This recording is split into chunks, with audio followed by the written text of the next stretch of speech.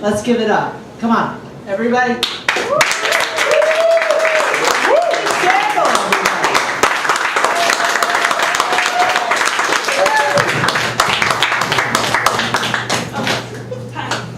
Thanks. I don't think I wrote those in the cab. They're not going to be very helpful.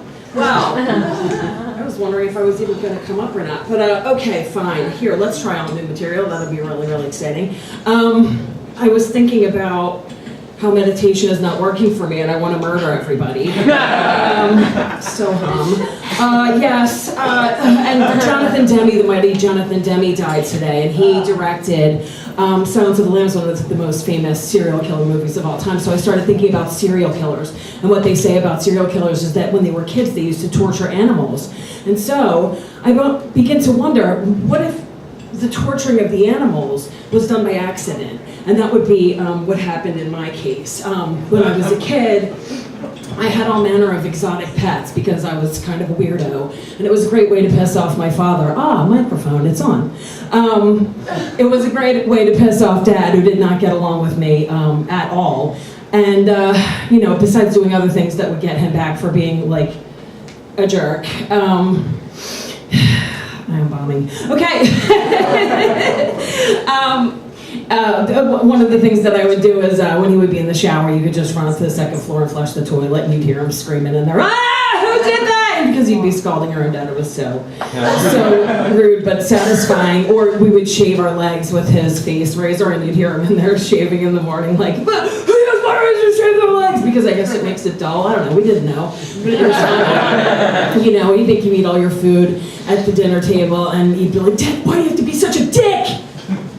Tater! And he'd spend the rest of the evening chasing around the house with a belt. So anyway, one of the greatest ways to piss him off was to get these exotic pets, and I would have everything from, and I always ended up accidentally killing them. So, the first one I remember was an African water frog, and he was just like this fat-looking weirdo with these huge, mammoth thighs, and you had to put him in water that was room temperature, But I was an impatient kid. What do I know? I'm like, look, this water's coming out too cold. Let me just add some hot water to it. So I add the hot water. I'm like, that feels room temperature to me, and up floats Talbot. And I've made accidental frog soup. So I'm like, oh, God, no more frogs for me. What's next? So next was, I got a snake, and I was like, oh, I'm going to make a science experiment with my snake. I'll use a living creature. No one's done that. And so my thing was, how does temperature affect the eating habits of a snake? Well, the snake is cold-blooded, so if you don't put any heat on him, he's just going to lay there like he's dead. And if you jack up the heat lamp, he will get blisters all over his body, which the people at the pet store told me, pop him and put Neosporin on it, which I did, and he promptly died. So I'm like, I'm going to get an F on my science experiment, and my dad goes, just put the deceased sign in there. I'm like, no way. So I go to the pet store and I get another snake and just pretend it's the same snake, and I got an A-.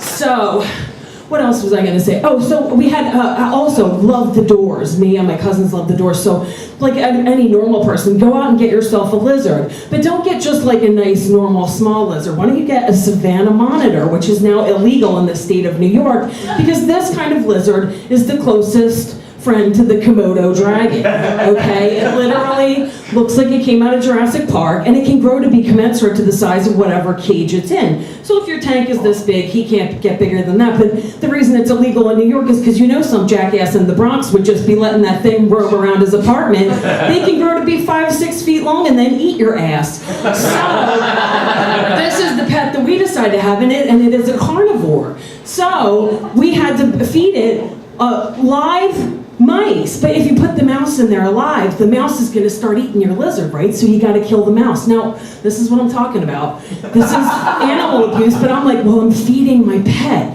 So when we go to Martin's Aquarium and get either a small rat or a baby, a mouse, and put it in a lunch bag, and I would just sit on the porch and be like, okay, this is for Iggy. I'm doing it for Iggy. And then I'd just be like, bam, and you'd know he was dead when he stopped rustling around in the bag and you saw a little blood come out, and then you go feed him to the lizard like shrimps into the Blues Brothers mouths, how much for the women, the little girls, right? And so this is my youth, what the fuck? not normal. So, but we had normal pets too, and I had no luck with them either. The first time was like a loner pet. It was hamsters. So they lent them to my little sister, and it was peaches and cream. And my little sister loved Peaches so much that she went to sleep with it. So she took it out of the little cage in the night, and Peaches got away. And so my mom and I are looking for Peaches all over the house. Where the fuck is Peaches? Well, she ends up in my mom's bedroom, and there's this huge armoire thing. And I'm like, Mom, she's over here. So we pull out the armoire, and Peaches runs right into where the thing connects, and squished Peaches. We could never tell my sister, though. We just pretended it ran away. And then, but they had to tell the teacher the truth. And the teacher was like, yeah, no more weekend loners of hamsters after the accident. So that was, but the worst, by far the worst, was that I had my own hamsters when I was a little older. And they were Mr. Bill and Buckwheat. Now, Mr. Bill was like fat and white, and he kind of looked like the Mr. Bill doll in Saturday Night Live. You know, he had the little black eyes, and he was like cute, and you know. And the other one was named Buckwheat because Buckwheat was the antithesis of this Mr. Bill. He had this crazy brown hair that was sticking out like this, and really sharp, like, you know, buck teeth like that. And I would always like do like the Eddie Murphy thing, like, "Hi, I'm Buckwheat. Remember me? I have a new album called Buckwheat Things, and it's okay." And Mr. Bill would be like, "Oh no!" And I like put little personalities onto them, but they really didn't get along. They were like the Odd Couple, you know, like do do do do do do do do. Because Mr. Bill was a fat, lazy slob, and he would flick the food out of the bowl, and it would get all into the bedding. And Buckwheat was like not into it. He was like Felix. He was like, you know, an asshole. So he's Felix, he's Oscar, and they're bickering all the time. And I'm like this lazy kid who kind of like, I guess I must have forgot to feed him because, I mean, it looked like there was food in there and stuff, but I came home one day and, my God, the devastation. I looked at the cage and I'm like, something is violently wrong. Because Buckwheat's on this side, and he's just like, he's all jacked up. And Mr. Bill's over here, or part of him, because the remains look like George Clooney's astronaut suit in Gravity, but somebody just didn't put the helmet on. And it's just this cavity of red, and where is his head? He's like the Ichabod Crane of hamsters. And fucking Buckwheat's there like, blood, like a little blood beard. And I'm like, he's turned into a cannibal. What the fuck am I gonna do now? So I gotta remove the evidence, or my father's gonna kick me out of the house. So I went down the stairs to the basement. It got like a huge baseball glove because I was terrified that it was gonna like get me. I got a shoebox. I scooped up Mr. Bill's remains and Buckwheat, and I stuck them in the shoebox, and you could hear him in there.